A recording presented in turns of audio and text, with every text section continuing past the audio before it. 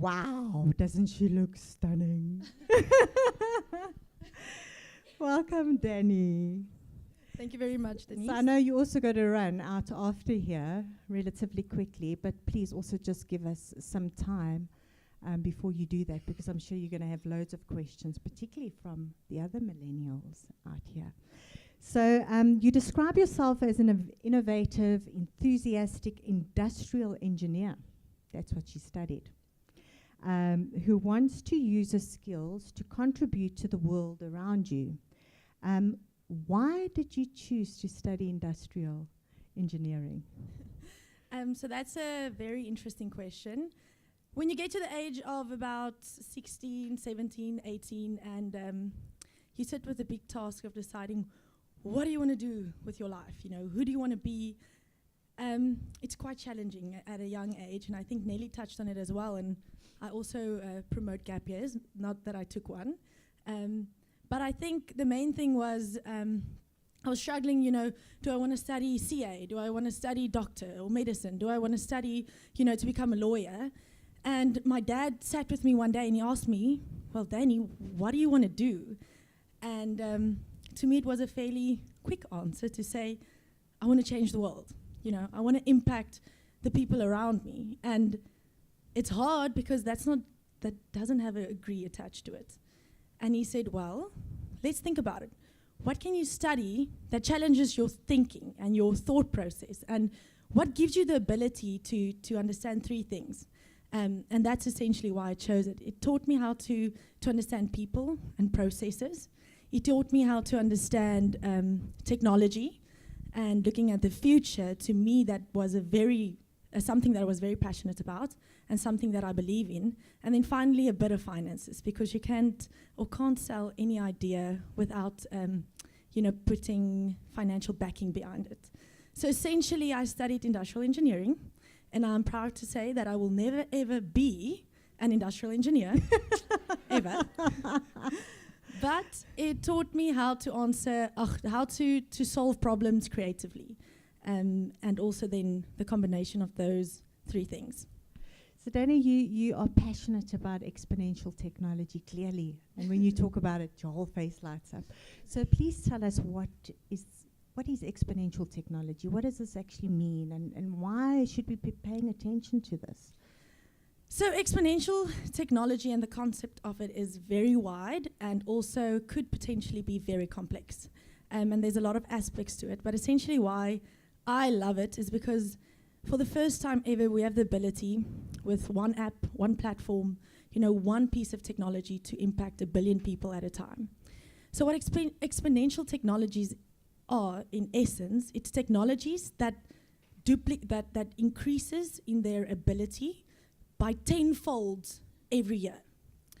And I mean, there's a lot of curves and a lot of things that we can discuss in terms of how it works, but if I take, for instance, 3D printing and how it works, it's something that they kind of thought, well, this would be cool, almost 10, 20 years ago.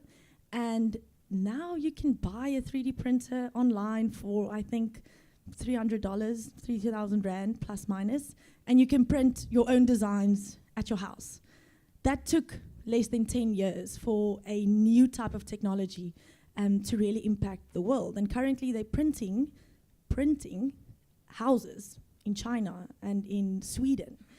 So exponential technologies is anything that gives us the ability to kind of impact what we're doing and what's going on in the world. And I think just to get you guys excited about it, as I am, is to kind of also scare you with stuff that's going on around the world. Things like DNA exercises and experiments that they're doing. So if you ever have time and you're bored, go Google, first of all, Singularity University. They kind of on the forefront of this. And basically what they did is they took jellyfish DNA out of a jellyfish. They unzipped a cat's DNA, added the jellyfish DNA, zipped it back up. I'm explaining it in that way. It's very much more complicated than that. But essentially what they got was a glow-in-the-dark cat. And what the purpose of that is, I'm not sure. But what they were able to do is they were able to edit another life's being with DNA. And that's very exciting. Peter Diamandis is actually currently on a quest to mine in space. So the cost associated with mining, platinum or, these type of elements in the world is sky high. And you kind of have to build or dig,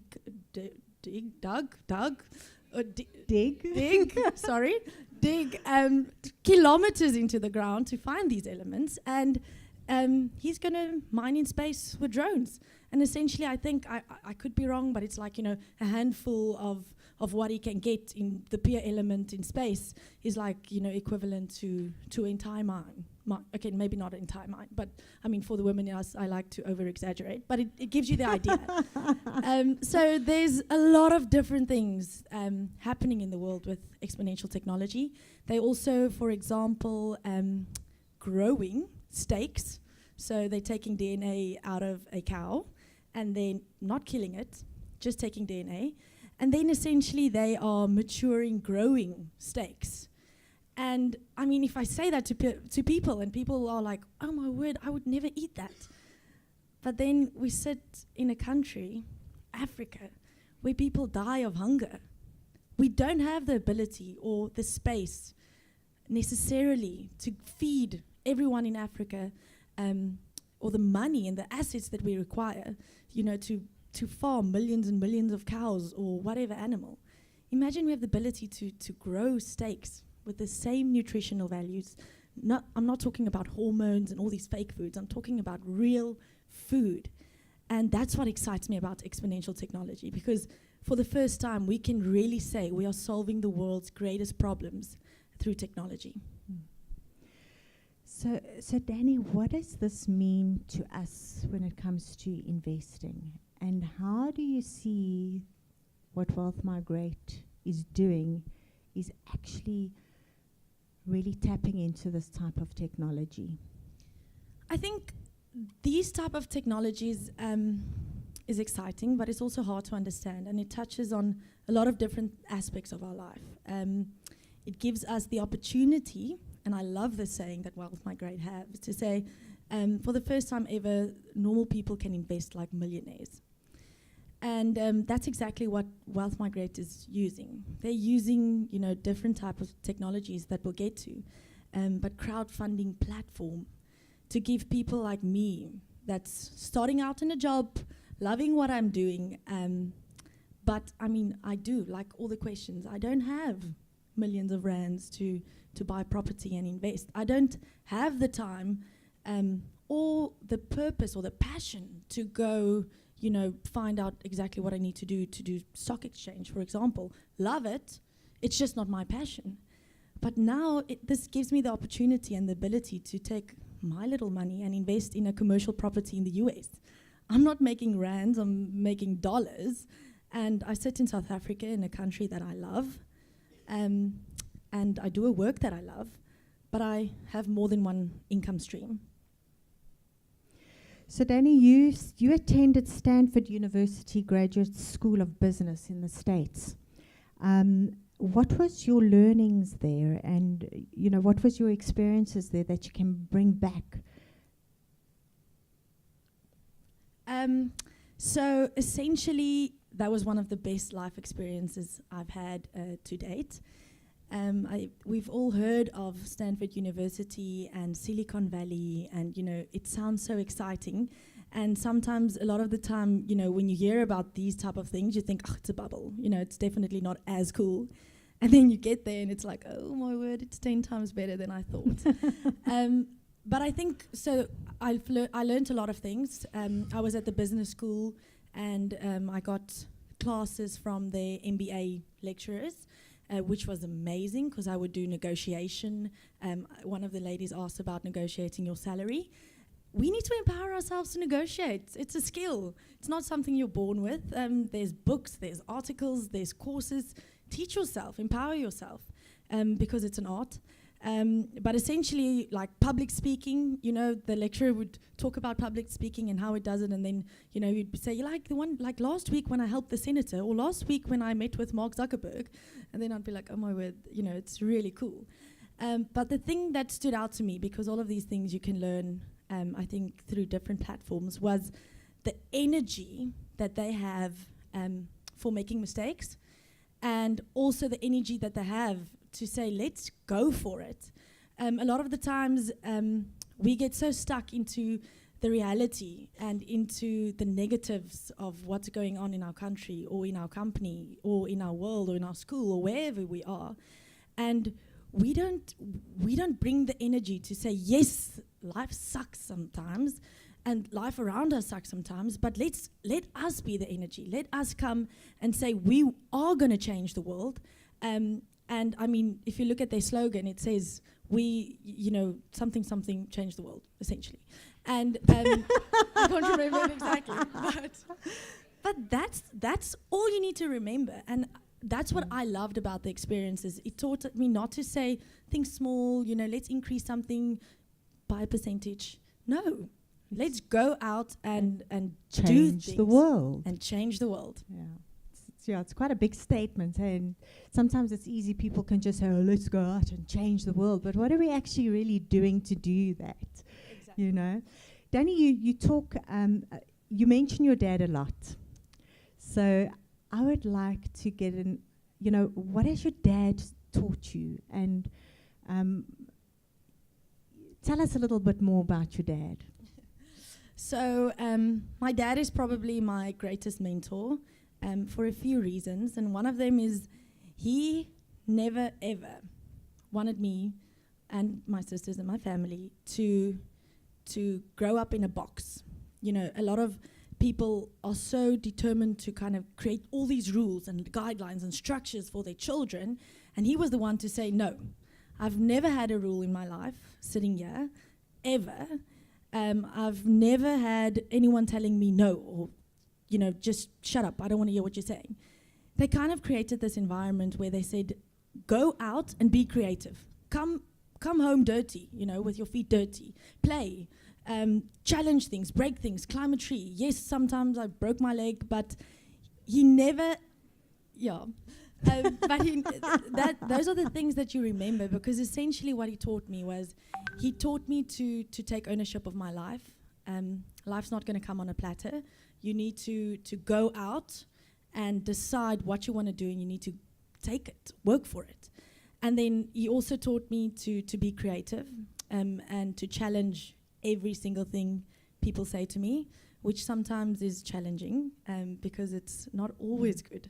But it's good to say, I'm not just going to say yes. Yes, you say 1 + 1 is 2, but why? Why is it 2? And then the last thing was, he gave me the confidence to speak up. He, from a very young age, spoke to me about his business, his real life business. Hilda spoke about it, taking her children to meetings. I cannot tell you how much that means to a child, just to start learning and actually hearing their opinion. I mean, I would have had to study for economics in grade 8. And I'd be like, oh, Dad, I hate it, or whatever it's studying. And he'd sit with me and he said, okay, let's talk about my business. These are the decisions that I have to make today. What do you think?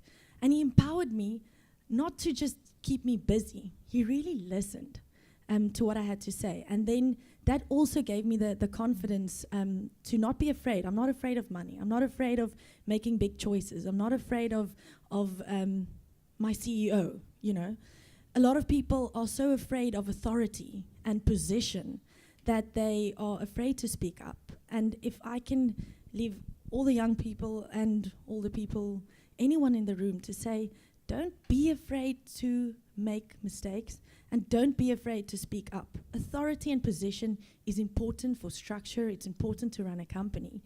But that person is still a person. That person still makes mistake, and that person still has one way of thinking. The best thing you can do for your company, for your family, is to speak up and be okay with sometimes being wrong, and be open to the opinions when you're wrong and listen to them. But don't be afraid to speak up. Thank you, Danny. Yeah.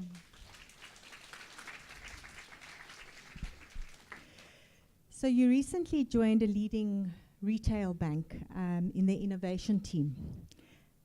They got you, we didn't. What attracted you to this position, and how do you see the work that you're doing there in the innovation department that's going to really change humanity? So, love my company, and I'm one of the fortunate people to actually, also like Gilda said, to have my purpose and goals in life aligned with where I'm currently. I'm currently at the age where I decided I don't care about salary and what I earn. I want to be in the place where I learn the most about the things that I'm passionate about, because I know I don't know a lot. And that's why I chose the company and the position. And it's absolutely amazing. So the project that I'm working on, I can't elaborate on, but I can tell you that we are going to change South Africa, and we are going to do it through data, innovation, technology, and essentially people that believe in the same purpose that I believe and the entire team believes in. So I think that's the important thing, is to actually be in a position and at a place where I go to work every single day, or I'm just as happy to go to work in the morning as I am to leave at night. And yeah, I think if you want to know more, maybe just talk to me in my own personal capacity, but afterwards. But it also has to do with financial education, like they said.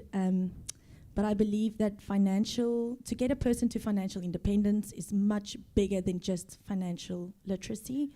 And that's the space where we're playing in, is to understand a person's entire financial world and educate, impact, and give them opportunities to connect with that. So really realigning back to your values and what you're striving for, okay? Choosing those opportunities. So the new buzzwords, cryptocurrency and blockchain, what does this mean? Can you give us a very high-level overview? So, yes. Blockchain and cryptocurrency is a word I think a lot of people are just throwing around because it's the new buzzword, exactly like you're saying. And it's very complex. I know people, and I've met people that are the best coders in terms of blockchain technology in the world. And I think there's not a lot of people that understands exactly how it works and understands exactly what you can do with it. But for this discussion, I'm going to try and make it as simple as possible to give you guys the fundamentals. So the first thing you need to understand is, and I'm sorry for those in the room that might know a lot. So the first thing you need to understand is cryptocurrency is just a means or a way in which blockchain is applied and used. So I'm going to start with blockchain and then I'll get to cryptocurrency. So what blockchain means, it's a way in which the technology works. So essentially, I'm going to explain it to tell you how a bank works. So what a bank does is a bank has a centralized ledger / register, if I can call it that. And then what happens is the bank owns these documents, and they essentially say, Danielle Bezuidenhout has this amount of money in her bank account.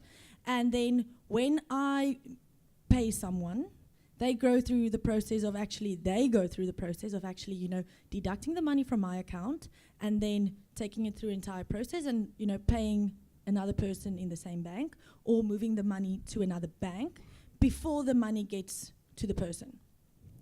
If I take money overseas, for example, what happens is I tell my bank I want to take money to the US. So they have a string of relationship with other banks, and they take my money, they move it to another bank, who moves it to another bank, who moves it to the bank in the US, and then, I can use it there or whatever. So what blockchain does is they decentralize this ledger. So they make this ledger public. So every single transaction that I would make on a blockchain would actually be public information, but it keeps me anonymous. So no one will ever know it's me that did it, but they will see the transaction in the network of computers. So what that does is every 7 minutes, it's about 7 minutes, all the transactions that happened in the past 7 minutes get blocked in. And this information, so that says in this block, it would say, Danielle has this amount of money or spent this amount of money or has a car. And then this block get grouped, encrypted, which means no one can change this information. And this message gets sent to 6 million plus other computers in the network. And then this ledger of information that used to sit in a centralized bank or, at a lawyer or whoever, gets actually shared across a network of 6 million computers. So to those of you that it still doesn't make a lot of sense, because I know even to me, it's quite daunting. The most important thing that you need to understand, this is now the technology at the back. What this means is it creates the ability to take a person and add an asset or a value to that person that no one can change unless the person gives the permission, like selling it to another person. The only way in which that information can actually be changed is if someone has the computing power to access all 6 million plus computers in the network at the same time and change every single thing at the same time. Because if I add a new transaction to this process, this transaction gets authorized by all 6 million computers, or I think it's about 50% of all computers in the network. And then once all of them authorizes it, then only it happens. So in short, it's a very secure system that shares information for the benefit of us by cutting out middlemen. What cryptocurrency is, it uses the blockchain methodology, and it actually just creates a digital currency that I can use to actually pay for transactions directly to the person on the other side. So, and the cool thing about blockchain, a lot of people talk about it as cryptocurrency, but you can use it for smart contracting. So smart contracting would be, you contract with the person on the other side. There's a set of rules, essentially, in a contract that makes it a contract. And the blockchain makes sure that those rules are applied or actually, actioned. That's the right word, thank you.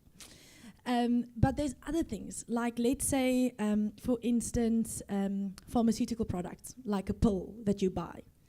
I buy the pill on the counter or at the pharmacy. I have no idea where that pill came from. I know there's a company at the back, and I buy the pill, that's it. What blockchain essentially could do, potentially, is it could actually add every single step of a supply chain into the blockchain so that I have transparency to see where that pill was manufactured, how it actually moved through the supply chain, and how it got to me. If you think about, one of my friends in the audience are very passionate about fashion, and people or child labor that actually uses children to make clothes. You have no idea. You might find out if you do a lot of research, but the blockchain will actually add the security and the information through every step of the blockchain, and you will have the ability to see an entire supply chain. So that was a lot of information. When we get to the questions, please feel free to ask if something did not make sense. You summarized that really well, I think. For the first time, the lights came on for me. So thank you. And I think the biggest thing here is that I've realized the importance of all the work that Wealth Migrate is doing on the technology side is because when an investor now actually decides to do an investment through our platform, that investment is written to the blockchain, right? So there is that security from an investor's perspective, that back in the old days you used to get your share certificate if you bought shares. So now just think of it as you don't just get your share certificate, this investment that you've bought is actually written to the blockchain that is attached to your name, Denise Nell. And the only way anybody can interfere with that, as you've explained it, is if it goes through a chain reaction of 6 independent almost bodies. Am I reading this correctly? Not 6 independent, 6 million. 6 million independent bodies. Yes, but don't get Okay. stuck on the number because it's growing every single day. Okay. Wow. That's all I can say. Okay. Now I know why we spend so much time, or not us, but the technical team talking about blockchain and cryptocurrency and why it's so important. So, okay. Thank you. I would like, so just to get to, I don't know how many of you know about Wealth E. It is the new cryptocurrency that Wealth Migrate is actually launching, or going to launch in the next few months. So essentially, cryptocurrency, Bitcoin, you've all heard of Bitcoin. Bitcoin is backed by supply and demand, and then also is backed by this consensus of a network. That's why people buy Bitcoin. Or not why, but let's say that's what it's backed by. And you'll see in the media, there's a lot of different opinions about cryptocurrency. You know, is it worthwhile? I mean, it's very volatile at this stage. When you look at its graphs, a lot of people are making a lot of money. Some people have lost a lot of money. And I'm not going to advise you on what to do. But what I can say, and that's to emphasize what Wealth Migrate is, in my perspective, doing right, is they are actually creating a cryptocurrency that's not just backed by supply and demand and a consensus of a network. It's going to be backed by assets, a physical building, a house, commercial property. That's creating, for us as investors, the ability to invest in property globally immediately. So I go on the platform, I'll buy Wealth E coins with my money, which will have a tangible value. I'll use these coins to immediately buy and invest in property globally on the Wealth Migrate platform. And the coins that I buy are backed with real life property. It's not a person's opinion, it's not supply and demand, it's actual things that you can see, touch, and feel. But again, very new, there's a lot of different opinions. Like Nelly said, you really need to understand and read up on it. But it's safe, and I think this is a very exciting step that Wealth Migrate is taking, and it's also a very exciting step for us because investing globally would literally be as quick as pressing a button. As Scott says, a swap of a finger. That's what we hope to get to. So, thank you. That was awesome. Questions.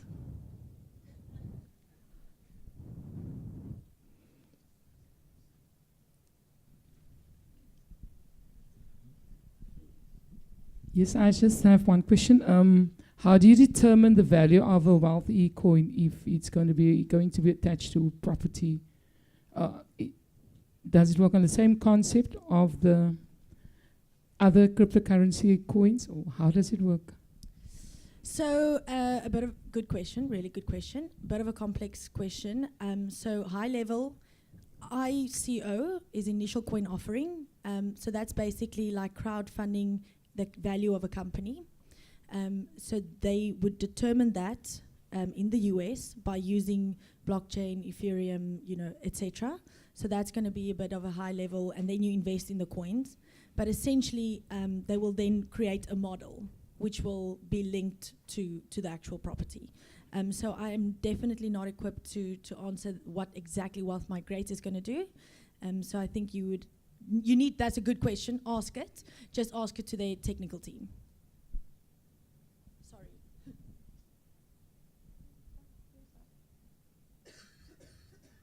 So I'm a designer, physical space to be specific, which is really great. Why I'm here, adding value to property as such, businesses in the physical space, but Bitcoin, all of those cryptocurrencies, I think it's credible in terms of where the world is heading. So my question to you is, recently China banned the trading of currencies. How does that impact all of this, in your opinion? So someone these cryptocurrency groups, I know it sounds terribly nerdy, But someone posted this quote to say, whenever China goes out of an industry, that's when you invest. But again, different opinions. China has a certain type of market and a certain type of economy. There's rumors that they are actually going to build their own type of cryptocurrency, and that's why they banned it out of China. But don't take my word for it, go read on it. Essentially, I don't think it has a very big influence on the value. It doesn't have an influence on whether it's going to work or not.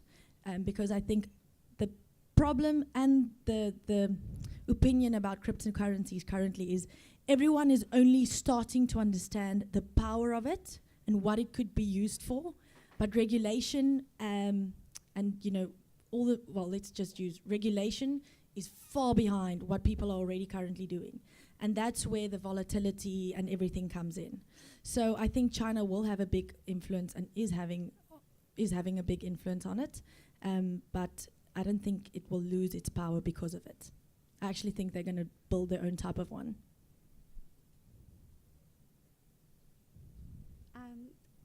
Like with Bitcoin, the big thing is how does it get taxed? And nobody answers that. That's almost like a loophole.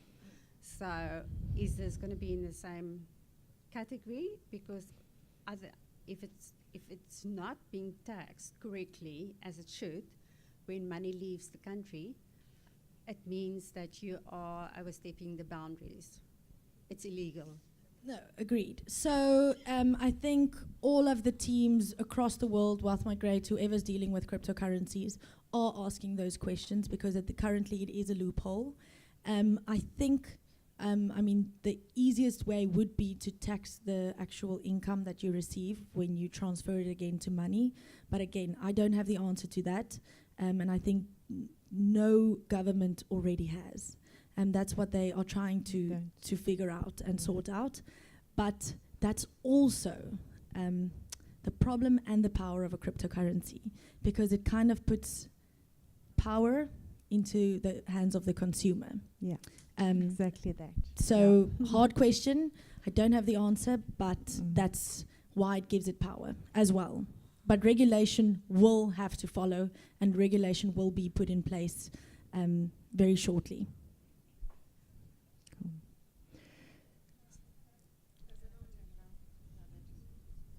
Hello. Okay, we're back. Thank you so much for your talk. I understand it so much better now. My question is, as a 20-year-old wanting to invest, my dad's on my case since I was like 5, saying, Kasia, invest, and he's juggling cryptocurrencies, altcoins, and then he's juggling the real estate at the same time. What would you, will cryptocurrencies, will it stabilize again after this whole China thing? What would you recommend? So, it's all about having the goal in mind. That's what I did. I said at a certain age, I want to buy my first property. I didn't do it alone. I kind of crowdfunded my own property with someone else. But what you need to do is you need to decide long term, because the biggest thing with property investing is the initial, obviously, deposit. But that's why Wealth Migrate comes in, is because I wanted to do a real life property, or not real life, everything is real life, a actual property as well, so that I understand the legal requirements, the loan, everything that's to do with that, so that I actually understand, crowdfunding property much more, and I can actually have an opinion. So I would suggest get to your goal as quickly as you can, save up and understand your goal. There's a lot of different ways in which you can buy property. I do believe in property. It could be because of my dad, but it's something that I understand, and it's much simpler to understand than something like a cryptocurrency. If you're passionate about it and you have time to read on it, I would say definitely try and understand it as quick as possible. But that's for everyone in the room. So thank you, guys. I know that we've got a lot more questions that people have, but we are running out of time. And Jenny keeps on jumping up and down at the back there and saying, Denise. So, Danny, thank you. I think that was very informative for me. I don't know about how you guys feel. And please speak to Danny afterwards if you've got any further questions. Thank you, Danny. Thank you very much. Cool.